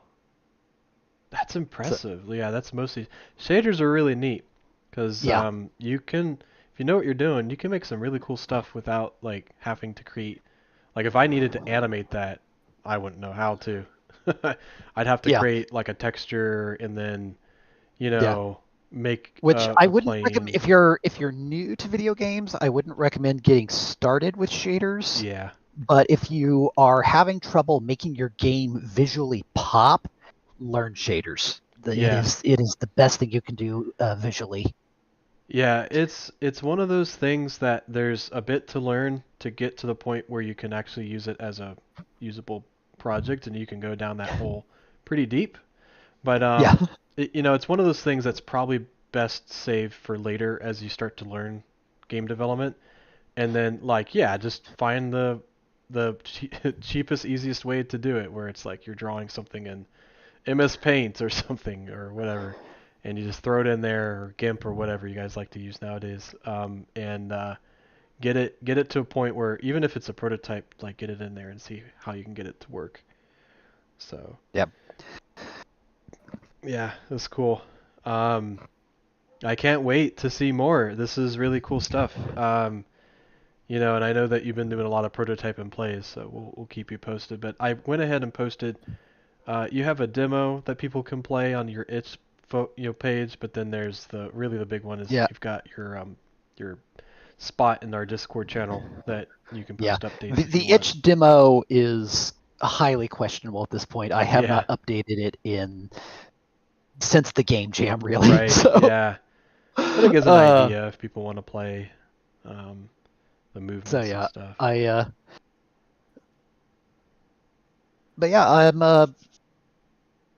but yeah, again, my advice if you're trying to get started, the the the secret to getting good at anything is practice. The way you practice at video games is you make them. And as you're trying to make it, you will run into problems, and those problems will inform you of what you need to do next. It's uh, everything from camera systems to movement systems to audio. You will make bad decisions at first. There's just no way around that. There Yeah. is a certain amount of learn by falling down in this. Oh yeah. Yeah, for sure. Yeah, and the engines we described too. Now, you can uh kind of go about which area you want to go to first, but like what was it Godot, Unity, Unreal, I said Game Maker. All of those Yeah, have pretty good documentation and yeah, tutorials. That's why I kind of mentioned them is like you could go through a tutorial and just learn how to make a platformer jumping game. And you would learn a lot if that's your first time doing it. yeah, At the very least, you would learn how to design games like that, as well as learn the tools for that engine that you're working in. And again, like even if you're not a programmer, it's a lot of that stuff's pretty introductory that you should be able to pick some of that stuff up. And then if you get stuck, let us know. We can usually try to help get you guys feedback. So, but yeah, it's looking really cool. So, when do we expect game release? No, I'm just kidding. When do we expect it in the Vision Pro? Ah, gosh. Like I said, I'm setting a deadline for myself that this is the year that I get this game out the door. Like I said, I've got kind of all the various little systems at least prototyped out. Yeah. The do it like really the redoing and redoing the movement system has been the big time Mm, consuming thing. This is like the fourth or fifth movement system that I've implemented, and the first one that I am finally actually happy with. yeah. It needs some tweaking, but that's normal. I expect to be tweaking this thing right up till release and probably after release. But yeah, I am hoping to get this out. I am hoping to get it out this year. Probably not early this year. It's got a ways to go before then. Right. But I've got enemies. I've got enemy AI systems. I've got a chunk loader system that lets me load in and out bits of the world. I've got all the various pieces. It's just a case of putting them together, getting them to play nicely with each other, and polishing it, which will probably be a much bigger task than I think it is, but that's a problem for future me. Yeah, that's future me's problem. Yes. Yeah, I mean, there's plenty of places to showcase now, so like if you get that in your mind, maybe that can help you follow up, kind of like a game jam, give you a time frame of like when systems need to be Yeah, done.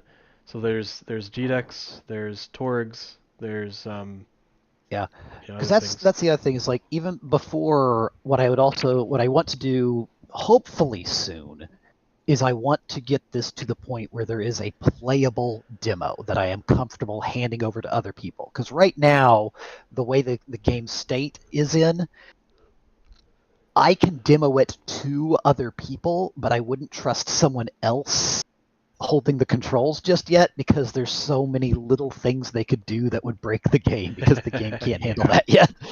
So that's kind of my like my short-term goal is to get things like get some more enemies working, get the player to where he can take damage properly, Yeah. get the enemies so that weird invincibility bug is gone, that Right. kind of thing. Uh, Yeah.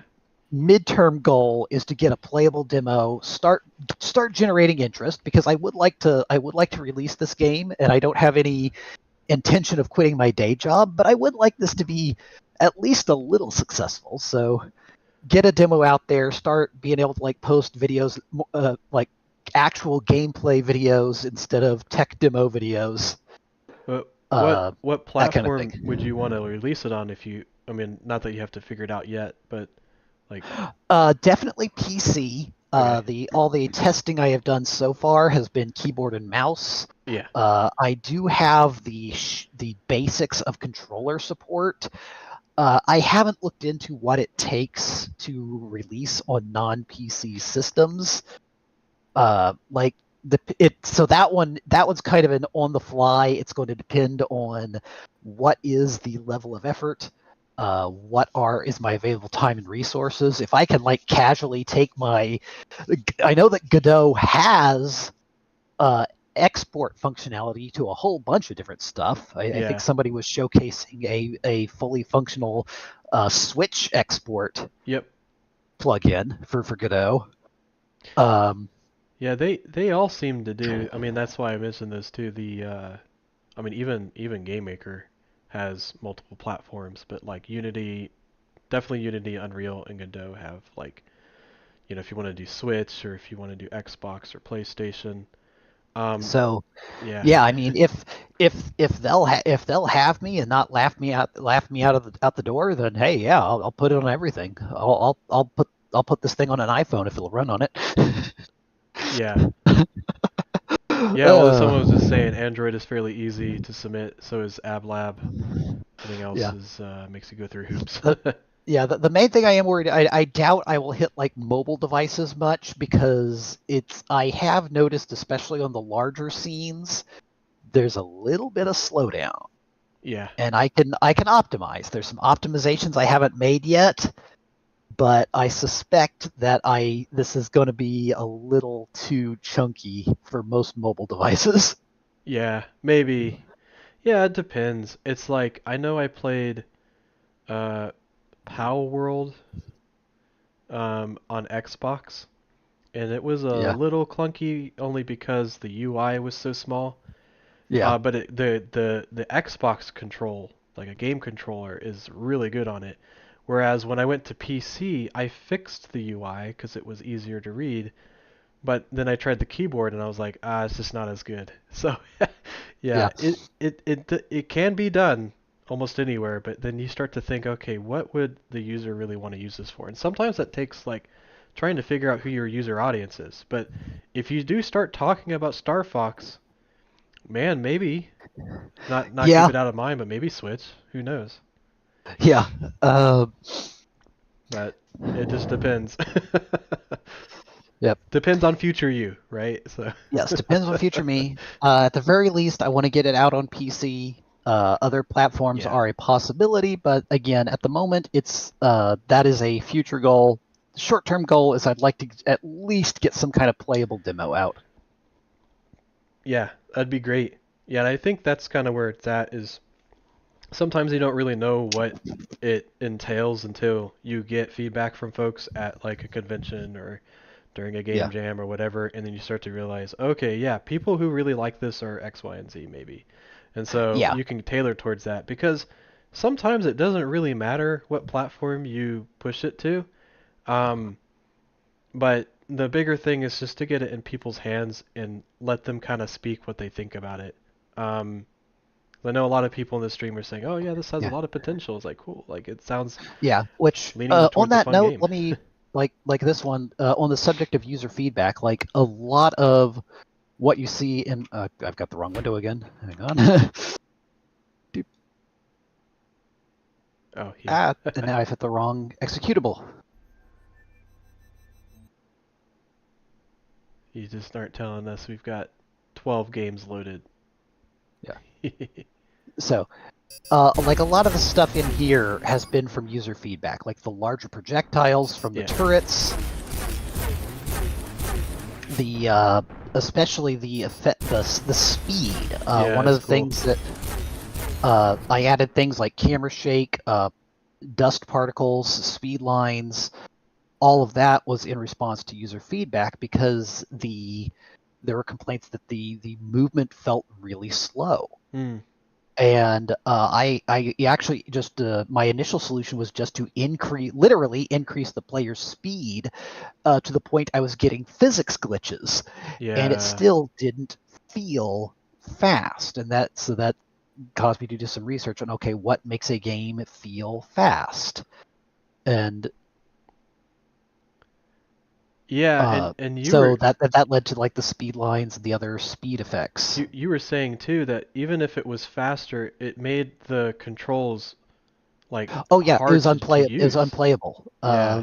You'd see things like it wouldn't look like you were moving fast, but then a turret would zip by in 1 nanosecond, and you'd be like, okay, Yeah. well, I guess I didn't have a chance to shoot at that guy. Uh, A lot of games do that. So like I really like playing well, some Sonic games because they do rely yeah, on you speeding through a level a certain way, and reward you for that. But you know, behind the scenes, you may start to realize it's a very precise control of speed.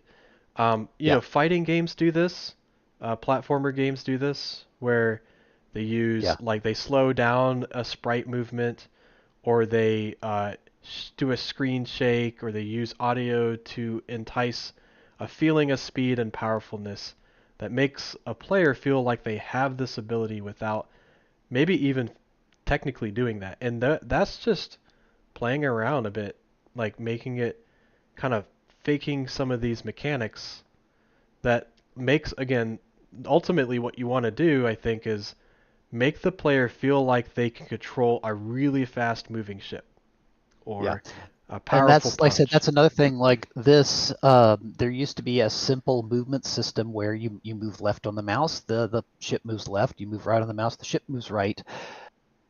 Which sounded really basic, really easy.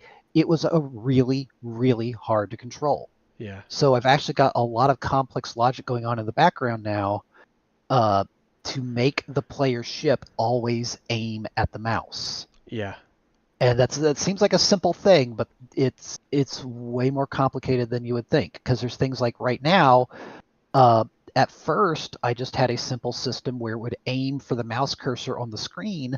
The problem was depth. yeah. Like right now, I'm aiming at that piece of terrain.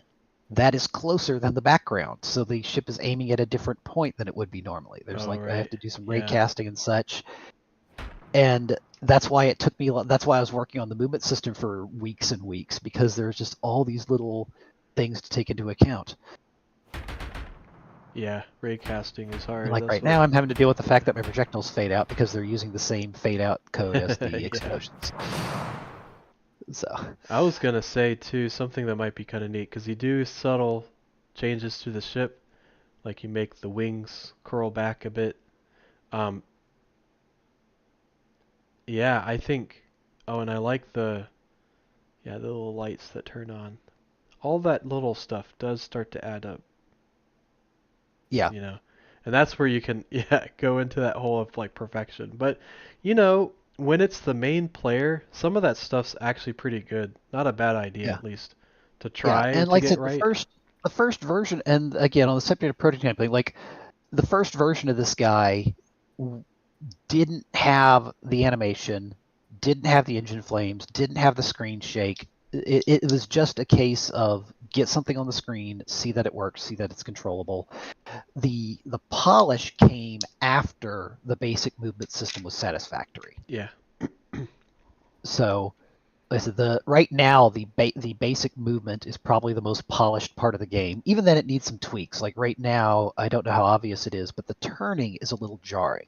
Like the camera stays rooted until the mouse gets near the edge of the screen, but it doesn't. Even though I've tried to get it to ease in, the camera turn starts really abruptly, and Mm. it's not the greatest feeling when the ship is cornering. So that's again a little polish issue that needs to be I taken care of. I do like how when sometimes you are turning, you do see the spaceship roll a little bit. Like Yeah, that is nice. the rolling into the turns, that was a thing that I implemented. I'm really proud of. Again, it doesn't do anything mechanically. It's just there for the feel. Because Yeah. the initial prototype, this thing didn't roll at all. It was just rigidly straight up and down at all times, and it looked really weird. Oh, and getting to some of the comments, so someone's saying F-Zero GX does a good job with speed. Yep, Um, that'd be a good there's a reference. And uh, yeah, there's a video guide I actually referenced on speed in video games and how to convey speed in video games. yeah. And they didn't specifically list any references, but in the demo they created, there's this futuristic blue race car with jet engines on the back. And it's like, I wonder Yeah. if this is obliquely referring to anything. Right. Yeah. Some of the classics are good to reference though, because even looking at because you talked about Star Fox like inspiration. Even looking at Yeah, that, being like, okay, yeah. what are Which, players already familiar with? Because yeah, sometimes that can play in your favor. yeah. And on that note, like I said, there's also, again, another bit of game development advice. Don't reinvent the wheel. Most of the problems you encounter have already been encountered by many, many other game developers. Use their suffering. Yeah, I would almost say add bells and whistles to the wheel. Like, Yeah, like there is absolutely a time to innovate and to be creative, and there is a time to straight up copy what everyone else has done. yeah, There- uh, like if you're solving a basic problem of user motion or camera or whatever, yeah, don't don't forget that Stack Overflow exists. yeah. Don't I've forget that the Godot forums exist. I've definitely done that myself where I was working on an interaction and just be like, crap, I've already done this in this other game. So I'd open that up and see what I did and be like, okay, yeah, there's a reason why I spent a lot of time making this feature. It's because I did a lot of troubleshooting to get it figured out. I'm just going to reuse this and implement it. And then if I need to polish that up, then we start from, the 20th floor of the building instead of floor 1. And get further up if we need to. Someone else was asking, do you have spring arm components in Godot? I was giving that a try in Unreal. Do you know what spring arm Yes. components are? Yes, we do have those. One moment, please. Let's see, Drifter. Yeah, I'm watching the YouTube feed on the other monitor. Oh There is yeah. quite a bit. So yeah, so the drifter, so the camera I'm using is actually mounted on a spring arm. Oh okay. Oh yeah yeah yeah. So a spring arm, for those who aren't aware, a spring arm is kind of like a specialized raycast object.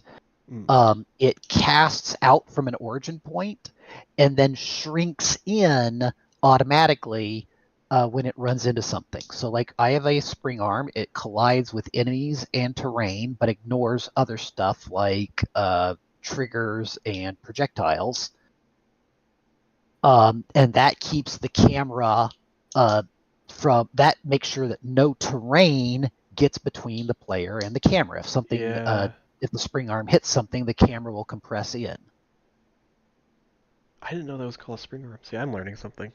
Yep. So that is Like I knew what that that is a was, spring. but I've seen where like you can have colliders on camera and point objects, and you can like make objects disappear or fade out.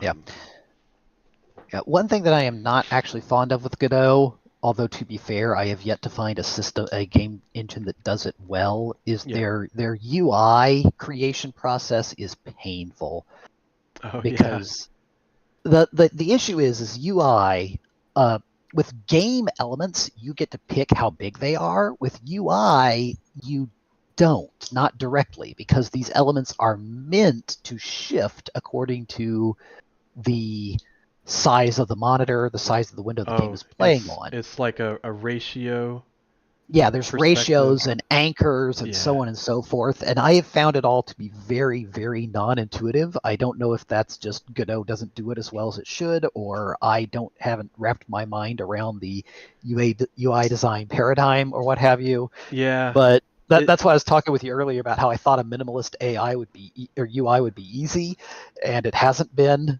Mostly that hasn't been anything to do with the minimalism aspect. It's just been getting everything positioned where it ought to be has been much more difficult than I thought it was going yeah, to be.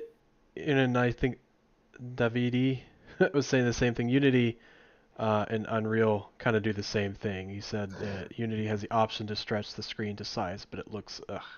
So yeah, I mean it's trying to solve that problem of you don't know what platform or device this is going on. So let's instead of pixel perfect Yeah, placement, it doesn't really necessarily exist. You can like you said, anchor things to things or yeah, place things on aspect ratio of your device, which then works until, it doesn't work when it's like, well, it was a 16 by 9 aspect ratio, but then you throw it on a tablet and now it's like 4 by 3, or you put it on a phone, or, it's like web design, right? Web design has that yeah, concern, and it's you just have to wrap your head around the design aspects of it, and then at the end of the day, don't try to just cater to every single platform. Just focus on the one you're trying to do, what you think most of your audience would use.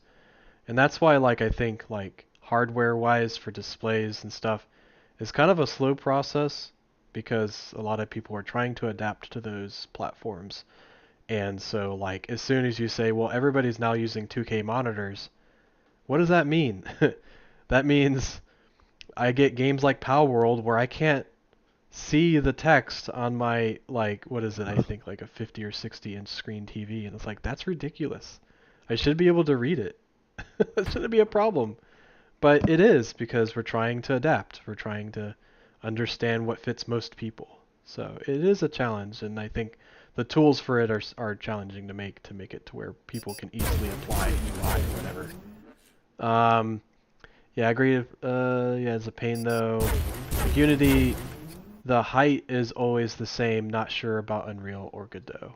Yeah, the height.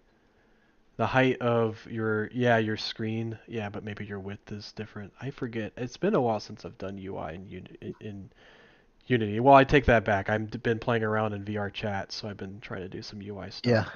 But yeah. Which yeah, Unity was actually the first game dev engine that I touched, and uh, I honestly couldn't tell you why I started using Godot. I just saw it was being really hyped up in my YouTube recommendations and such, and so I yeah. gave it a try and I really liked it and I stuck with it. Uh, which no regrets so far. it's got, like I said, it's got its little quirks, like the scale issue I mentioned. That Mm-hmm. it makes some assumptions about the scale of your game world, which for 99% of games is fine. I just decided that I was going to make a gigantic open world Star Foxy flight sim. So, Yeah. but that's something you run into with every engine. Every engine has its quirks. Every engine has things that it does well and things that it kind of does poorly. And learning how to work around those is just part of the game. Yeah, I mean it beats way back in the day when the only thing you could do is build your own engine from scratch. Yeah, Um, which, there are still studios that do that. Like, I mean, yeah, if you talk about Naughty Dog or even Atlas had their new engine for Persona, they upgraded the Persona 3 game to their newest engine. Like all those things are built because they do what the game they're making does well, right? So, like you talk about UI, I don't know how that structure in Persona is done, but it is insane. Like the way they do the graphics and how I'm yeah. And surprised no I mean, text is that's cut something off. where if I was a graphics designer or I had a team with a graphics designer on it, then sure. Yeah. But that's, like I said, again, that's you have to think about, be realistic about the constraints you've got. Well, Um, and it's that includes also personnel constraints. yeah, it's also like if you're kind of if you got a team of a couple hundred people, you can have people like build systems from scratch and figure that out. But if it's just you and maybe a handful of other people, your best friend is the internet and documentation and tutorials, at least to get you where you need to be, because otherwise you're building them from scratch. And I've known a couple COG folks who built their own game engines, and they said, man, it took a while to get there, but once I made my own, it made everything else easier. And he was like, I forget what it was. It was a parkour game, but he was talking about like the networking system that he built for it. And Yeah, he said like it made networking so much easier and I knew exactly what was going on. Whereas you dive into some of these, engines and or third-party tools, you may not know exactly what's going on under the hood. And that can be a disadvantage if you're trying to get very particular questions answered about how to get where you need it to be. So there are pros and cons, but if you're making like kind of a game for yourself or like a smaller indie game, like it's perfectly fine. Like I think you'll get there, but you may just have to do some more searching. So, the thing about making your own engine is that there aren't a lot of reasons to do it nowadays, but it's an extremely good way to learn how games work under the hood. Yeah, I agree with that. yeah, yeah. The main thing I would say is, again, be realistic about your own abilities. If you're new to programming, please do not make your own engine. If you have time constraints, if you've got a job, a family, hobbies, and so on, be realistic about how much time you're going to be able to devote to this. Uh, because if you decide to make a game, that's a big project. If you decide to make a game with its own game engine, that is two big projects. Well, and there's something to be said where like maybe you don't make a game engine, but you build a pretty in-depth system because you're going to be doing that anyways. But if you build an in-depth system, like I've seen people build tools for Unity, like middleware tools that does a process faster. Like we did one for our game No Mercy where a programmer went in and automatically set up and corrected all it was like a 2D side scroller game and it Mm-hmm. it stitched everything together automatically when you like ran a script or opened up something or whatever. And it made one of our pipeline processes so much faster. And that is warrant enough to be like, wow, that would be great to have. So, and that would be enough to kind of get you a system that you know fully that could be advantageous and can be used to help make your game development process faster too. Um, like that's what people do. They run debug scripts and stuff and are able to kind of like clean things up as they go. Yeah, I was trying to make my own engine so many times. It's a massive time sink. Yeah, especially once you look at past just building the renderer. You need to worry about things like asset management systems, custom memory management solutions, and allocators and stuff. Yeah, yeah, yeah. It takes a while. It's a slow burn. I haven't even mentioned other systems like audio, yeah, physics input, scripting. Yeah, you'll get arch. Yep. So there's a lot. There's a lot more involved. But yeah, they can get you some good sources. Um, but cool. Yeah, I'm loving this. I'm glad we got to talk a little bit about like engine stuff or whatnot for folks interested in getting into games, or even if they are in games, like some things to kind of speak to. It's a continuous learning process. I mean, but the cool thing is, like, for the prototype that you made here, you can get up pretty quick. Yeah. So, but cool. Anything else you want to talk about showcase for your game, or I you think I'm wanna? good. Okay, cool. Well, thanks for stopping by. I really enjoy our talks on Nemesis Star, and Yes. I think let me go ahead and I just turned off my camera so it wasn't loading a stream plus a camera. But yeah, thanks for coming in. I appreciate that, and I think that we're all very excited to see more and more of your game's progress. Maybe we'll see you at Prototype and Play. Um, Again, I gotta figure that out because I gotta get the venue approved. But normally we do that. At least Game Arena, we try to do that every 3 months, just because we get food and make it a big to do. So if you get a chance to, definitely keep an eye on our Meetup page, or obviously if you're part of our Discord, we always have stuff and announcements. So yeah, so definitely we'll keep you posted about future events in March. Right now, Let's Play is online. That's the third Sunday of the month. Um, Prototype and Play is always the second Sunday, so we're trying to get a game arena and maybe an in-person event at the end of March. If not, it'll be online like this, just to do updates and presentations. So we'll keep you posted on that. Like I said, we're working on some of that stuff as we start to go throughout the year. But yeah, give us feedback if you have new things that you want to have implemented in the Discord. If there's ways that we can help you, let us know. We're happy to kind of circumvent a lot of these suggestions and make a better community for you. So what we're going to do now is let me go ahead and get the channel for you guys, but I'll have to use the restroom real quick. But we're going to be in the general voice channel, so if you guys want to join us, I'll be in that channel here after the stream. Oh, there is one more thing I wanted you guys, just as a side note, because we still are working on it. We use this for our game jams. I always kind of want to do a little shout out for it, but we're still looking for testers and stuff. But if you happen to be, looking to host a game jam or even test it out in your Discord server, we have a Discord bot called Jamio. So we're trying to get enough folks and servers in there so we can put it on the App Store.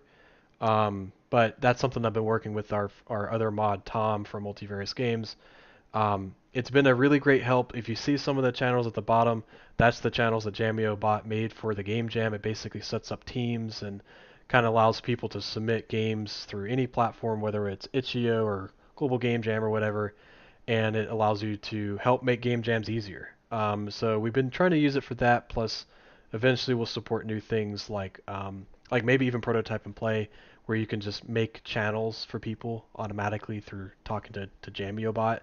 But check it out if you're interested in just playing around with it. Stream up your own private Discord or put it in one that you're a host in, and play around with it. Let us know what you think. You can click on the support page, and that'll take you to our Jamio Discord if you have questions about it. But it's in a really pretty good spot right now. It's free up to 20 users. So if you just want to play around with it, it's totally free to use.